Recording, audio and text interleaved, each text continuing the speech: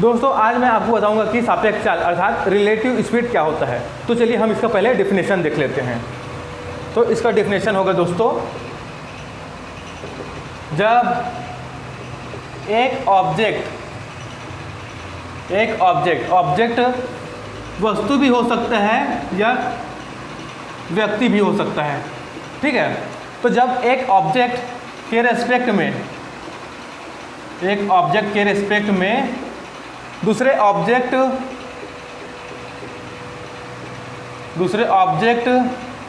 की स्पीड की बात की जाती है, दूसरे ऑब्जेक्ट की स्पीड की बात की जाती है, तो उसे रिलेटिव स्पीड या सापेक्ष चाल कहते हैं दोस्तों। रिलेटिव स्पीड या सापेक्ष चाल कहते हैं।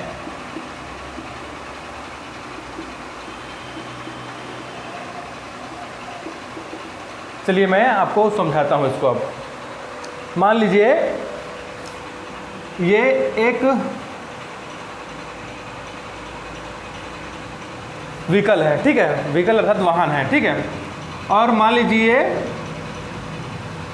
दूसरा व्हीकल है, ठीक है। इसको हम V1 मान लेते हैं, इसको ट्रक 1 कर लेते हैं, सीधा ट्रक मान लेते हैं इसको, दोनों को। ये ट्रक 1 है, पहला ट्रक है, ये दूसरा ट्रक है दोस्तों, ठीक है। ये पहला ट्रक है, दूसरा ट्रक है।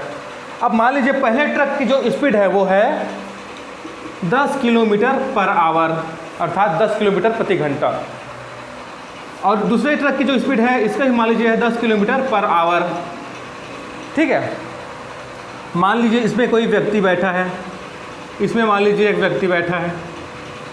अब देखिए, अगर हम इसकी दृष्टि से, इसके नज़रिए से इसकी स्पीड की बात करें तो क्या होगा दोस्तों। देखिए चूंकि दोनों की स्पीड क्या है, बिल्कुल समान है। इसकी भी 10 किलोमीटर प्रति घंटा है, इसकी भी 10 किलोमीटर प्रति घंटा है ना। तो जब हम इसके नज़रिए से इसकी स्पीड को देखेंगे तो क्या लगेगा दोस्तों, इसको लगेगा कि ये जो ट्रक है वो रुका हुआ है, वो मूव नहीं कर रहा है, ऐसा इस ट्रक के व्यक्ति को प्रतीत होगा। ऐसा इसलिए होगा क्योंकि दोनों की स्पीड समान है, तो जितने दूर भी जाएंगे दोस्तों ये एक समान चाल से गति करेंगे, मूव करेंगे, ठीक है। तो जितने दूर भी जाएंगे ये साथ साथ जाएंगे दोस्तों, ये क्या करेंगे, साथ साथ जाएंगे। जैसे मान लीजिए यहाँ पर है अभी, तो देखिए बिल्कुल समान है, एक साथ है। मान लीजिए यहाँ पहुँचते हैं ये, तो भी बिल्कुल ये एक साथ ही बराबर ही डिस्टेंस कवर करेंगे और साथ साथ करेंगे। तो चूँकि साथ जितने दूर भी जाएंगे साथ साथ जाएंगे, तो इसको क्या लगेगा कि ये रुका हुआ है। और ठीक उसी प्रकार इस व्यक्ति को क्या लगेगा कि ये भी रुका हुआ है। क्यों? क्योंकि दोनों साथ साथ मूव कर रहे हैं, है ना। दोनों की स्पीड समान है, इसलिए दोनों साथ साथ मूव कर रहे हैं। तो इसके रेस्पेक्ट में अगर हम इसकी स्पीड की बात करें तो 0 हो जाएगा दोस्तों। इसके रेस्पेक्ट में ये यहाँ पर ऑब्जर्वर हो गया, ये क्या हो गया, ऑब्जर्वर हो गया। तो ये ऑब्जर्व कर रहा है कि इसकी जो स्पीड है वो क्या है। इसके लिए इसकी स्पीड 0 हो जाएगी दोस्तों। क्यों? क्योंकि इसको लगेगा कि ये तो रुका हुआ है, ये मूव ही नहीं कर रहा है। तो उस कंडीशन में इसको क्या लगेगा, इसकी जो स्पीड है वो बिल्कुल 0 है, ये बढ़ ही नहीं रहा है, ये बढ़ ही नहीं रहा है, तो इसका स्पीड क्या हो जाएगा, 0। ऐसा इसको प्रतीत होगा, ठीक है। अब जो इसको प्रतीत हो रहा है, जो इसको लग रहा है, ठीक वही चीज़ इसको भी लगेगा, क्योंकि इसकी दोनों की स्पीड समान है।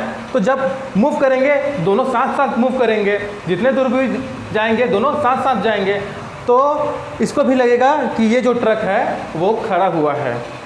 तो इसको क्या लगेगा, इसको भी लगेगा कि इस जो ट्रक है उसकी स्पीड बिल्कुल 0 है दोस्तों, ठीक है।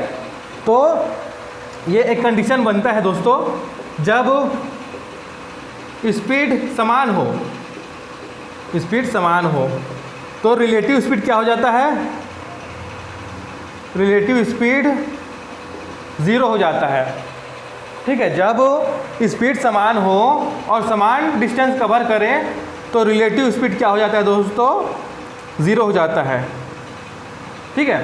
रिलेटिव स्पीड क्या हो जाता है, 0। क्यों? क्योंकि दोनों जो है साथ साथ मूव करते हैं, उनमें कोई अंतर नहीं रह जाता। ठीक है, पहला कंडीशन ये हो जाता है। तो जब स्पीड समान हो, समान डिस्टेंस कवर करें, तो क्या हो जाता है, रिलेटिव स्पीड वो 0 हो जाता है दोस्तों। अब देखते हैं दूसरा कंडीशन। अब मान लीजिए ये एक ट्रक है, ठीक है, ये एक ट्रक है और ये है दूसरा ट्रक, ठीक है, ये ट्रक पहला है, ये दूसरा ट्रक है दोस्तों। मान लीजिए इसका स्पीड है 60 किलोमीटर पर आवर, इसका स्पीड है 50 किलोमीटर पर आवर। ठीक है, अब देखिए इसकी जो स्पीड है वो इसकी अपेक्षा अधिक है दोस्तों, है ना। जो इसकी स्पीड है इसकी अपेक्षा अधिक है। देखिए इसका 50 है, इसका 60 है। तो जब हम इसको फ्रेम ऑफ रेफरेंस अर्थात अगर इसकी दृष्टि से इसकी स्पीड को देखें तो इसको क्या लगेगा, इसको लगेगा दोस्तों कि इसकी जो स्पीड है वो 10 किलोमीटर प्रति घंटा है। इसकी जो स्पीड है 10 किलोमीटर प्रति घंटा है। इसको ऐसे नहीं लगेगा कि इसकी स्पीड 60 किलोमीटर प्रति घंटा है, बल्कि इसको क्या लगेगा कि इसकी स्पीड 10 किलोमीटर प्रति घंटा है दोस्तों। क्यों, देखिए इसकी स्पीड 50 है, इसकी स्पीड 60 है। तो जब सेम डायरेक्शन में जाते हैं दोस्तों, सेम डायरेक्शन में जाते हैं तो जो स्पीड होता है वो घट जाता है। मान लीजिए इसकी स्पीड है S1, इसकी स्पीड है 2S2, ठीक है, इसकी स्पीड है S2। तो जब सेम डायरेक्शन में जाते हैं तो जो स्पीड होता है दोस्तों वो घट जाता है। तो क्या हो जाएगा, S1 minus S2, S1 minus S2। तो रिलेटिव स्पीड क्या हो जाता है, S1 माइनस S2। अर्थात अगर हम 60 में से 50 घटा दें तो क्या हो जाएगा, 10 हो जाएगा, 10 किलोमीटर पर आवर हो जाएगा। सेम डायरेक्शन में जब जाता है तो जो है स्पीड है वो घटता है दोस्तों। ठीक है, तो देखिए 60 में से 50 चला गया, बचा कितना, 10 किलोमीटर पर आवर। तो इसमें जो व्यक्ति बैठा है उसको इसकी स्पीड क्या लगेगी, तो इसकी स्पीड लगेगी दोस्तों उसको 10 किलोमीटर प्रति घंटे की रफ्तार से ये जा रहा है। ठीक है, उसको ये नहीं लगेगा कि ये 60 किलोमीटर प्रति घंटे की रफ्तार से जा रहा है, बल्कि इसको लगेगा कि ये 10 किलोमीटर प्रति घंटे की रफ्तार से जा रहा है। क्यों, क्योंकि देखिए ये 50 किलोमीटर की स्पीड से तो ये खुद जा रहा है, तो इसका और इसका 50 किलोमीटर वो इक्वल हो जाएगा, वो क्या हो जाएगा, इक्वल हो जाएगा। बट इसमें 10 किलोमीटर एक्स्ट्रा है, 60 है ये, तो जो 10 किलोमीटर एक्स्ट्रा है दोस्तों वही उसको लगेगा कि वो 10 किलोमीटर प्रति घंटा की रफ्तार से जा रहा है। ठीक है, तो जब भी सेम डायरेक्शन में दो वाहन या दो ट्रक जाते हैं तो उनकी स्पीड जो है वो घटती है दोस्तों। ठीक है, उनकी स्पीड घट जाती है तो क्या हो जाता है, S1 माइनस H2, क्या हो जाता है, S1 माइनस H2। दोस्तों हमारी तीसरी कंडीशन है, मान लीजिए ये एक ट्रक है, ठीक है, और ये दूसरा ट्रक है। ये क्या है, दूसरा ट्रक, ठीक है, ये इधर से आ रहा है और ये इधर से आ रहा है, अर्थात एक दूसरे के सामने की ओर चल रहे हैं, एक दूसरे की अपोजिट डायरेक्शन में चल रहे हैं। ठीक है, मान लीजिए इसका स्पीड है 50 किलोमीटर पर आवर, इसका स्पीड है 40 किलोमीटर पर आवर। ठीक है, इसका है 50 किलोमीटर पर आवर, इसका है 40 किलोमीटर पर आवर। अब देखिए दोस्तों, अगर हम इसके नज़रिए से देखेंगे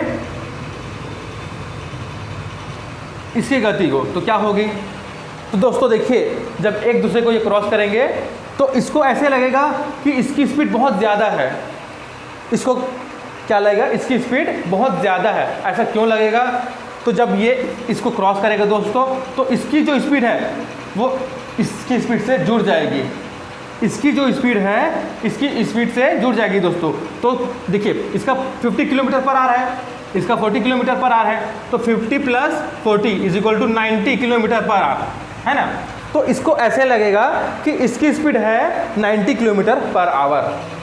ठीक है, इस ट्रक में जो व्यक्ति बैठे रहेगा उसको लगेगा कि इस ट्रक की जो स्पीड है वो है 90 किलोमीटर पर आवर।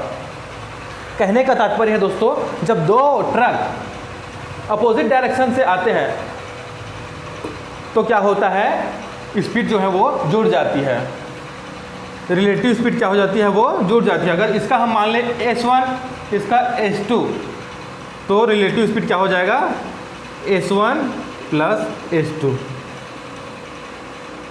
तो दोस्तों हमने यहाँ 3 कंडीशन देखा रिलेटिव स्पीड की।